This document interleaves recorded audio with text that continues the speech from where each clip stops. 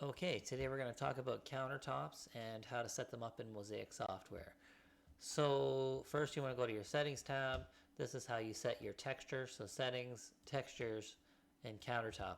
You can select from any of these different textures that are pre-built, or you can dump a bunch in if you need to. Then you want to go to your tops tab. I have already pre-built a little kitchen here for us to work on.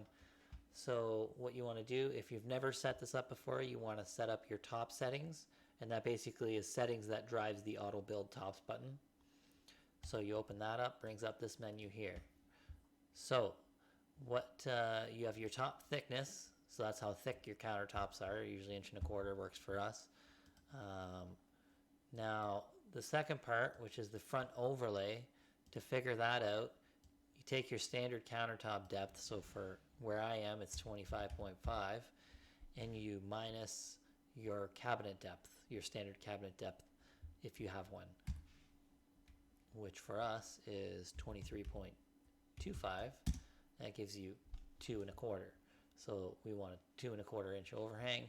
Or if you say you wanted to make it something specific, if you're doing quartz, you can figure it out yourself. It's basically just your how much it extends past the face of the door. So, and it's not including the thickness of the door. So if you wanted to go an inch past, you'd want to set this at 1.75 inches if you have 3/4 door. Finished end overlay, this is how much it's going to extend past your finished end. If you have an applied door, it's not including the thickness of the applied door, so you're going to want to add a little bit extra for that. We usually have applied doors everywhere, so 1 inch is perfect for us. Adds like 1/4 inch past. Splash height, if you want to add a backsplash, or the little 3 inch splash on the back of a laminate countertop, you can dump that on there too. We just leave that at nothing. Face thickness, you can make this thicker if you're doing something with no buildups, or if the countertop's reducing over the edge and you want this to be 2 inches or something like that, you can set that there. Splash thickness is the thickness that it sticks out from the wall for your splash. Default sink cutout, so this would be how much your sink cutout overlays the actual sink itself. So it will automatically figure out how big the cutout for the sink is. This just lets it overlay inwards how much. Usually set it at 1/2 inch. Setback, we don't set it at anything because Mozaik does a pretty good job at setting the setback, or setting the location of the cutout, so we don't need to set that at anything. The radius, 1/2 inch radius, all we ever use, but you can put a big radius if you want. But this is a new feature that just showed up. You can set your corner configuration. You can do this on the fly too, so if you want to make this change this, you right click in the corner and it'll pull up a menu that will allow you to do this. Traditionally, we've always had it at miter. I haven't really experimented with this much yet, but that's a new feature for Mozaik. So once you set that up, there's a few things I'll go over. So the first and most convenient is the auto build top. Automatically build your countertops to cover all connected cabinets, as it says right there. Then we'll just click that. It pops up with this menu. If you have a sink dropped in under your products tab, it will come up with this menu. If you have no sink, it won't come up. This button right here will remove the cutout, and it will take it out. It won't make a cutout in the countertop. So we want to put a cutout, and this pulls up the top settings that we set there. So click OK. Sometimes Mozaik will do a little bit strange things where it'll pop up a second one, and I'll show you what it'll do there.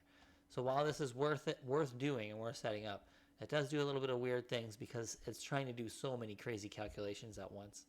So as you can see here, this one looks perfect. This one's gone a little bit wonky. So let's see. I have 2 countertops on top of each other. And the reason I can tell that is because this is darker than these ones.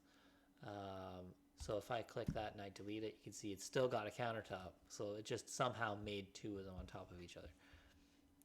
Again, sometimes it'll do weird things, but it's easier just to delete stuff that's not working right than it is to manually draw out this whole countertop. That would suck.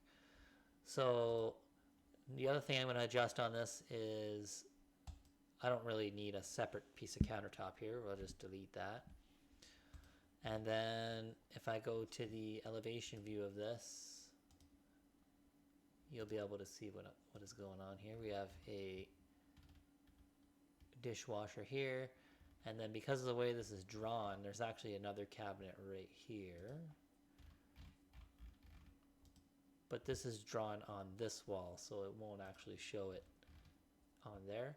So what I want to do is I want to extend my countertop right over top of that. So you go to your Tops tab, and as you can see, sometimes these don't appear, so you have to manually move the countertop around to make them appear.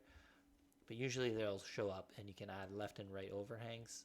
This is how you work an island. You would add a back amount of 12 inches or something like that, and that would give you an island. Well, that's a little bit drastic. Well, let's just undo that. Yeah, you could do like a 10-inch overhang on the back. When it's mitered like that, it does weird things, but a straight counter would just go straight back. So what I want to do is I want to extend this out that way. I'm going to use my measuring tool from there to here. So I got 24, so I'm going to add 25, I think would be a good way to do it. So let's delete that measure, and I'll select that, and on the left side I'm going to set this to 25. So now I've extended that out. You can see we've goofed up a few things here. We'll fix that, no worries. We've also offset our sink location. So all you have to do there is right click here and then regenerate cutouts. So I'll show you again. Right click, regenerate cutouts. It will put it back in the right location. The other thing we got to do is now we got to rejoin this miter because that went a little bit goofy on us. So we're going to edit. You can edit it in the shape editor, so this would pull up your traditional shape editor, but usually you're good just to do it on the floor plan. It makes it a lot easier to see what you're doing. Otherwise you're just kind of guessing what's going on. So I'm going to edit on the floor plan. Now again, so we're going to go back. Sometimes this box doesn't show up right here, and you don't get either of these options. If that ever happens to you, you just have to go here. So you click the countertop, and then you go down here to edit top shape. It's the same menu. This one appears consistently. Sometimes the other one just doesn't show up. So it's handy to know that there's two spots where you can pull it up. So we're going to edit it on the floor plan, and then you get all these points. It's basically a point system, so you can drag it, move it. It does snap onto corners of other countertops, so basically I'm just trying to rejoin that miter, and then you accept the edits or you reject the edits. So this is where you're canceling, this is where you accept. And it's gonna bring up your cutout to put that back in the right spot. Last thing I want to do is I want to go, it doesn't make sense to have it like this. I want it to go around the wall. So right click, edit it on the floor plan. Then I want to split the countertop on this end here. So all I'm doing is I'm hovering over the edge, right clicking, and I'm going to go to split. And then I'm going to take this point and I'm going to move it right here. Then I'm going to move this point over here. There's not really any vertical horizontal snapping action for the countertops. That would be a nice feature if they were to add that one day, but I'm sure they will eventually. They're pretty good for that. So usually you just want to line it up as best you can. Sometimes you can't get it too perfect. If you want to make it perfect, put it in the shape editor for sure, and then that's how you get something that goes around a wall. Again, it's going to pull up the menu to edit that. So the other thing you could do, so again, you click this, right click, edit on floor plan, right click on the end. You see there's a bunch of extra options here. So you can add a splash on this. This is basically selecting this edge. You can extend the edge by, you can set edge length to, you can set a bulge. So bulge would be a rounding. You can add a rounded edge here. we're not going to do that.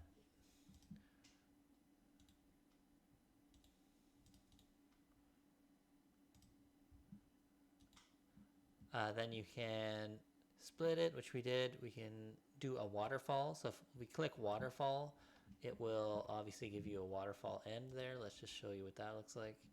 So click OK. Put it in 3D. So you can see it does a waterfall on the end automatically. So that's a super handy feature. Now, let's see here. Another thing you can do is go into the corner, right click. You can, this is where it allows you to select the corner configuration, which we showed you in the top settings. So void would be nothing. You see there's nothing there, you right click again. Miter would be what it just had. Extend into right end, so that extends it out. This is good for, you know, if you're doing wood tops or something like that. Right click again. You kind of have to be right in the right spot in the corner for this menu to pull up when you're right clicking. And then the same thing, but it'll do it the reverse way. So we'll stick with this. Now this edge here seems a little bit too much. So we're going to edit it on the floor plan. Now you can see there, it didn't show me. Sometimes it'll show you this nice little menu right here where it tells you you can set it to 1 inch and I want to set it to 0. Sometimes it doesn't do that, which can be frustrating, but Mozaik is just such a good software that's doing so many updates. You can't blame them because, you know, when you're making so many updates, there's bound to be a few bugs, and they're still working hard on the bugs too. So, I mean, we just work through it and don't even hardly think about it because all the great updates that do come are worth it.